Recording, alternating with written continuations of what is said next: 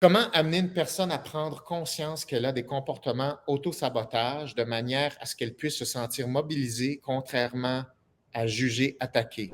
L'auto-sabotage est un processus d'évitement. C'est une façon euh, d'éviter des défis. Et pourquoi on a peur pourquoi on veut éviter des défis? Parce qu'on veut éviter l'échec. Pourquoi on veut éviter l'échec? Parce que l'échec nous renvoie le miroir qu'on n'est pas aussi bon, aussi bonne, aussi belle que ce qu'on pensait. Et donc, ça entraîne une perception d'une rétrogradation hiérarchique, c'est-à-dire on vaut moins cher qu'on pensait.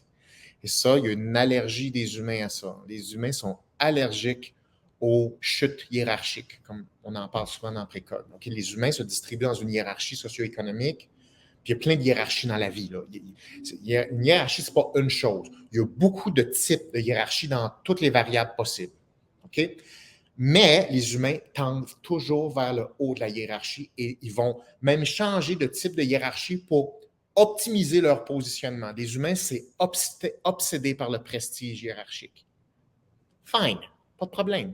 Tous les humains visent vers le haut, veulent être dominants, veulent se hisser hors du lot. Pas de problème. Mais le problème, c'est qu'est-ce qui arrive si tu as une vision de toi en haut de la hiérarchie, mais tu sais que peut-être tu n'es pas là. C'est une idée que tu as, que tu entretiens dans ta tête. Donc, ce que ça va faire, c'est que tu vas éviter soit les confirmations ou les preuves contraires à l'idée de ton statut socio-hiérarchique que tu pourrais avoir. Donc, en gros, tu ne veux pas que la vie te montre que, excuse-moi, tu n'es pas du tout là où tu pensais que tu étais. Et ça devient une phobie. Alors, une phobie, comment tu fais pour la déjouer? Parce que, évidemment, tu ne veux pas t'admettre cette phobie-là. Donc, tu crées des comportements perturbateurs qui font en sorte que tu es, dans le fond, jamais vraiment confronté aux défis réels. Tu y vas jamais. Donc, tu crées ta propre échec autocontrôlé. Donc, puisque tu contrôles l'échec, tu n'aimes pas ça, tu n'es pas fier de toi, mais c'est moins pire qu'un échec non contrôlé, c'est-à-dire où tu as vraiment essayé ton 100% et tu as échoué quand même. Donc, c'est comme, je vais auto-générer un échec, moi je le sais que c'est moi qui ai échoué, et donc je peux garder la vision de moi-même intacte puisque c'est moi qui ai créé mon échec. Donc, c'est le maintien artificiel d'une idée hiérarchique par des contrôles, par des comportements d'échec autogénérés et qui te permettent de préserver ta vision de toi, qui est souvent erronée. Donc, il y a une forme de narcissisme là-dedans. Pas nécessairement pathologique, mais on ne peut pas dire que c'est détaché d'une forme de renforcement ou de protection de l'ego. Donc, voilà. Maintenant, ça, c'est l'auto-sabotage. Parce que pour répondre à une question, il faut comprendre un peu les variables là, qui sont là-dedans. Comment amener une personne à prendre conscience qu'elle a des comportements? Ben, là, on est dans l'art du coaching, on est dans l'art de la communication, c'est qu'il faut encourager la personne à lui dire qu'elle est capable, elle est capable de faire des choses, mais qu'elle a peur d'être déçue. Moi, je ne parlerai pas là, de préservation du statut hiérarchique, de narcissisme. C'est pas comme ça. Une personne va se sentir immédiatement attaquée. Je vous le dis à vous parce que c'est la théorie, mais concrètement parlant, c'est pas comme ça que je ferais ça. Moi, j'expliquerai à une personne que moi, mon angle, ça serait de lui expliquer qu'elle a peur, elle est terrorisée et que c'est normal aussi. Donc, moi, je dirais, mon angle de coaching, ce serait conscientisation des peurs, de l'anxiété, normalisation des peurs, de l'anxiété.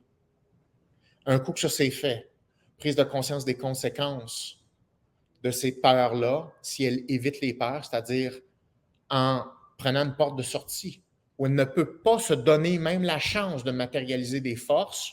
Et souvent, avec une force pogne, il faut avoir quelques échecs. Donc, moi, j'irais vers de l'encouragement, mixé avec des prises de conscience parmi ces thèmes-là. Parce que ce n'est pas quelque chose qui est simple. L'auto-sabotage, c'est des processus qui sont souvent très implicites. Les gens sont souvent pas conscients de ça. Puis, donc, tu ne peux pas l'aborder nécessairement frontal. Il faut décortiquer des sous-thèmes. dont l'anxiété, dont l'évitement, dont l'échec, qu'est-ce que ça veut dire? Donc là, on rentre dans des stratégies. C'est pas juste une seule conversation. C'est comme un plan d'influence qui est plus élaboré, comme typiquement en coaching. Fait que si, mettons, avec un client, tu le vois qu'il y a beaucoup d'évitement, beaucoup de sabotage ou d'auto-sabotage, ça veut dire qu'il va falloir opérer, il va falloir que tu places tes pions dans des sujets de conversation, dans tes coachings, puis un coup que tes piliers sont faits, là, on va pouvoir aborder l'idée de l'auto-sabotage, mais pas directement. Donc, il faut que tu crées tes piliers de conversation avant d'arriver à un thème aussi, je dirais, un thème aussi chaud et confrontant que l'auto-sabotage. Donc, il faut parler de l'anxiété, l'évitement, c'est quoi l'auto-sabotage, c'est quoi les défis, c'est quoi la déception, la relation avec la déception, la relation avec l'échec. Il faut assouplir d'autres sujets. Donc, souvent, un sujet qui est très anxiogène, qui est très cristallisé, il faut aller flexibiliser d'autres sous-sujets implicites avant. OK? Fait qu'en stratégie de coaching, il faut faire ça. Donc, quand tu vas aider une personne, il faut que tu fasses ce calcul-là, idéalement. Il faut que tu le fasses avec toi-même aussi. Mettons que tu remarques que tu as une difficulté. Il faut que tu aies une petite conversation avec toi sur comme qu'est-ce qui se passe? C'est quoi les sujets implicites là, avec lesquels je dois jongler et de quoi je dois me parler? Donc, tu dois faire ça envers toi-même. Donc, tu dois t'auto-coacher, t'auto-flexibiliser pour dire, ah, ben oui, c'est ça. Ben oui, c'est ça, je suis habitué à faire ça. Ben oui, je me sens comme ça. Make sense. Puis là, tu es capable de dire, OK, maintenant que je me connais mieux, voici mon nouveau plan de match pour continuer à rester sur ma branche de gauche. OK? On n'a pas à être parfait et si fort que ça. Puis tout le monde a un paquet de défauts, puis plein de choses à améliorer. Puis c'est parfait. Mais ça prend une bonne stratégie d'auto-coaching ou coaching avec les autres.